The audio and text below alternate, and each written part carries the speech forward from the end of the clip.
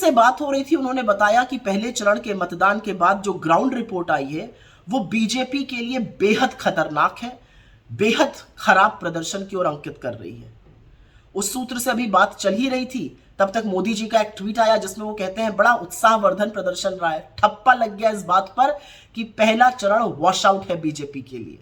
अब सुनने में आ रहा है कि नरेंद्र मोदी जी की, अमित शाह जी की और नड्डा जी की कोई देर रात मीटिंग होने वाली है, कोई नई रणनीति पर चर्चा होगी। कई बार जो हमारे आसपास होता है उसको हम ध्यान नहीं दे पाते हैं, लेकिन वो बदलते वक्त की दस्तक होती है।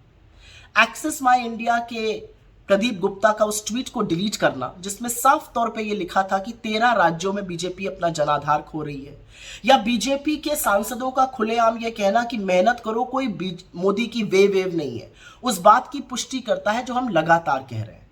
10 साल सत्ता में रहने के बाद मोदी जी आज भी कांग्रेस को कोसने के अलावा दूसरी कोई बात नहीं कर पा रहे। कोई ऐसी बड़ी उपलब्धि नहीं है जो गिनाए, कोई ऐसा काम नहीं किया जिस पर चर्चा करें, ना आगे की कोई रणनीति है। असल में तो इंटरव्यू से लेकर चुनावी रैली तक वो बेहद ऊर्जा विहीन, थके हुए और उबे हुए लग रहे हैं। कभी कभी तो उनको देखकर ऐसा लगता है कि उम्र का तकाजा हो, ऐसा लगता है कि जैसे किसी बूढ़े आदमी को जबरदस्ती ठेला जा रहा हो। ना रैलियों में तालियां बज रही हैं, ना इंटरव्यू से कोई बड़ी सुर्खी, बड़ी हेडलाइन निकल रही है जो नैरेटिव सेट कर पाए, वही घिसी पिटी बातें।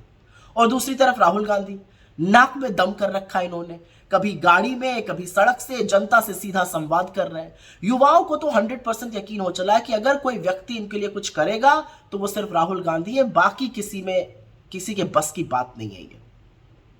कांग्रेस के बेरोजगारी, महंगाई और गरीबी खत्म करने के प्लान पर लोगों का विश्वास हो चला है। लोग ये भी समझ लग गए हैं कि संविधान के साथ खिलवाड़ करने के कितने भयावह परिणाम होंगे और उनकी जिंदगी पर इसका क्या असर पड़ेगा।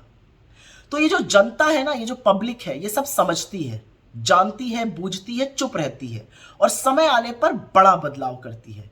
उस बड़े बदलाव की आहट पहले मतदान के चरण में जोर जोर से गूंज रही है।